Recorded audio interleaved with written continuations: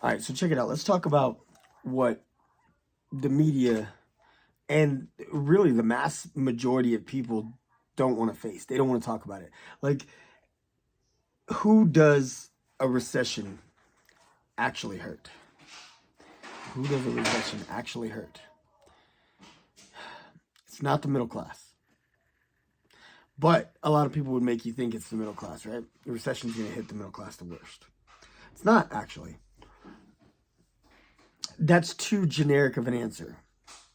What it is it's going to hit the middle-aged, regardless of your status, right? Because if you're middle-aged and you're at the really lower bottom of the income bracket, right? You've obviously been surviving this long. Surviving. And that's it. I mean, let's just be honest. Let's call it for what it is. It's survival.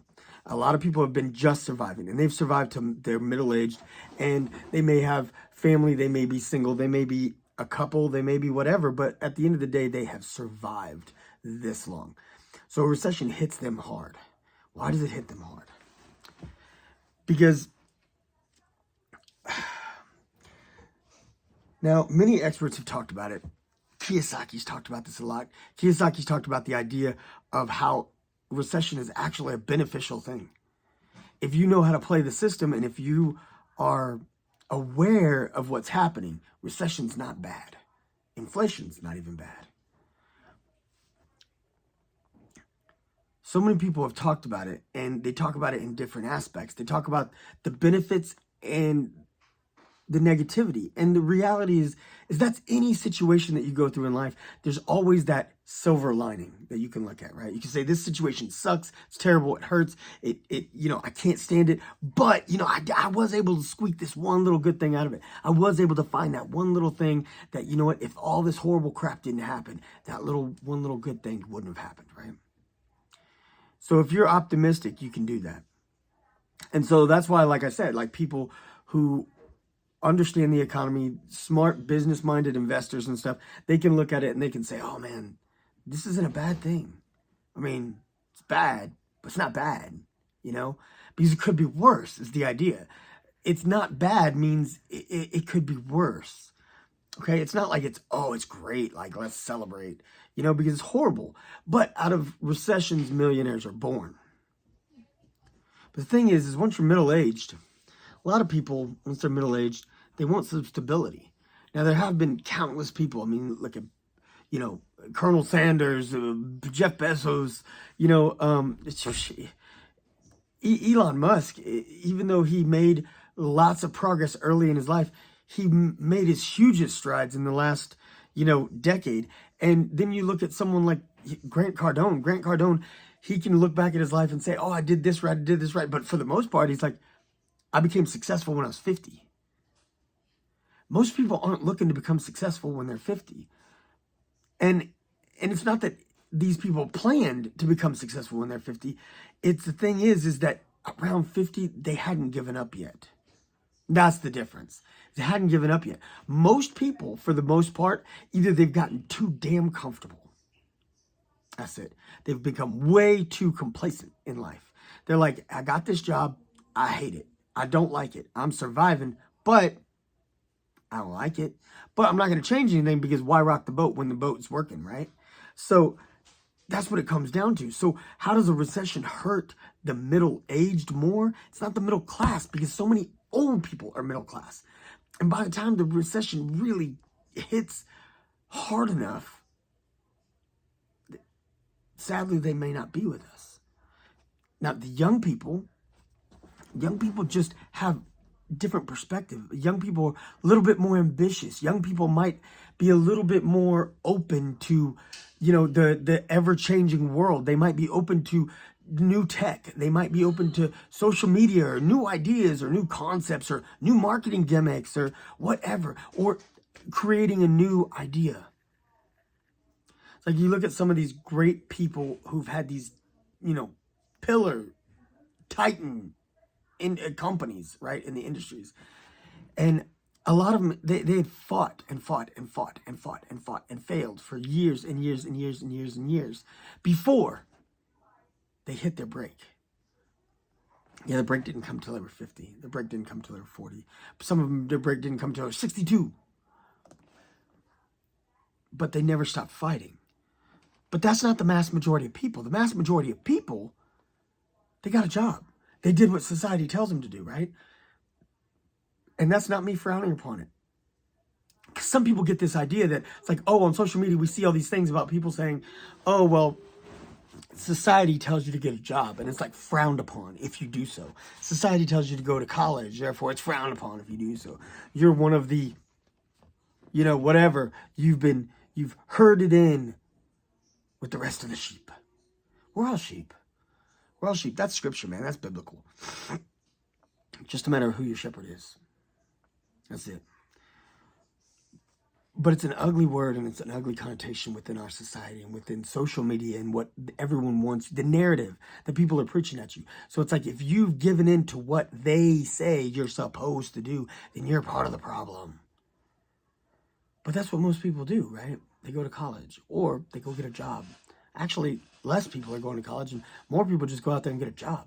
Then when they get a job, some people will figure out that, hey, as they want to move up in their job, their company, they've got to go back and get a degree, which is such a horrible kick in the face. To realize that you've been hired for a company, you've been hired for a job, you've been promoted 2 and 3 times, but now to get that next promotion, gotta go get a degree. Sorry. I used to tutor at the Austin Community College, and I literally tutored people who were back to school because their job was requiring a degree for it. I tutored one guy. He was literally trying to get a degree for a job that he'd been doing for 15 years because when he was initially hired, there was no degree required. But now they required a degree. This was in the early 2000s, and he had been working since the 90s when they didn't require a degree for his job. And now they did. So he had to go back and get a degree for a job he was already doing. That's just mind-boggling. But that's what people do. They go get a job. They go get a job, and they get a job, and they just get into a rhythm. They get into a flow. They get into their routine. And then when a recession hits, they don't have that drive. Because what they want is not to be changed. They don't want things different. So the middle-aged, like I said, it's not the middle class as much as it is the middle-aged. The middle-aged, most people don't want to start. I can't tell you how many people I know that are like, man, I worked so hard. I got this degree. I've been doing this job for 10 years. I don't want to do this. It's not where my passion's at. It's hard to change. You got to be willing to sacrifice everything you've known and everything you've done and let go of where you're at. My boy Garrett's a perfect example of the opposite of that. He was not afraid. He changed his degree multiple times while he was in college. And then after changing his degree multiple times, he literally got a job only to work that job for a couple of years and realized, hey, this isn't for me. He went back to school and changed yet again because he had a desire and a passion to gain that knowledge and do the right thing and do what he was going to love. And he absolutely loves what he does now. But some of us takes time. So that's why it's not the middle class. It's the middle age. Middle age, it hits them hardest because of that stigma that by this age, you should have figured it out. And so when it hits and they've got to make a change, they don't want to change. Most people don't like change anyways. Even getting aside and letting go of the stigma that's in our society and it's on social media, it's like nobody wants to change. They're like, everything works. I like my coworkers. I don't like my coworkers, but what if the new ones are worse? So people are where they're at. But recession, it offers opportunity for rebirth. Rebirth. We're in a time of economic rebirth. We're in a time of national restructuring. We have been for the last 3 years. And it's been really amazing to watch some of it happening. And some people don't understand it. And that's why some people will just be like, oh, well, the economy's great. And other people are just like, the economy's terrible. And everybody just wants to point the finger at a politician and say, this guy messed up and this guy's nailing it. At the end of the day, we went through a big transition and we are enduring economic restructuring. And so many things, there's several things that are still struggling. But there's so much that's just booming right now, and it's incredible. But the thing is, like I said, middle age are typically the people that aren't ready to hang it up. They're not able and ready to retire. They're not old enough to be there yet. They haven't built enough for themselves to get there yet. But they don't want to restart either. They don't want to do something new. They don't, and some of them just think that they can't. They think they're not able, like they're not equipped with that level of creativity to dawn something new. But everybody is. It's just a matter of, are you willing to? And the thing is if you're not wanting to be that guy who dawns a new company or a new invention or a new system, a new whatever, that guy who does is going to need coworkers, staff, contractors. That could be you also. There's a lot of people that think there's a right or wrong. Either you own a business, you're an entrepreneur, or you work for the man. I don't believe that there's a right or wrong. I believe it's what's right or wrong for you. And if you've got the ambition to start a business, go for it. I know some people that are real close to me, real great. They do not have any desire to own their own business. They like going to work, knowing that they clock in, they clock out, and they get a good paycheck. They're happy with the accommodations and their pay, their vacation days. They're happy with all of that. They don't want to have to fight for every inch themselves.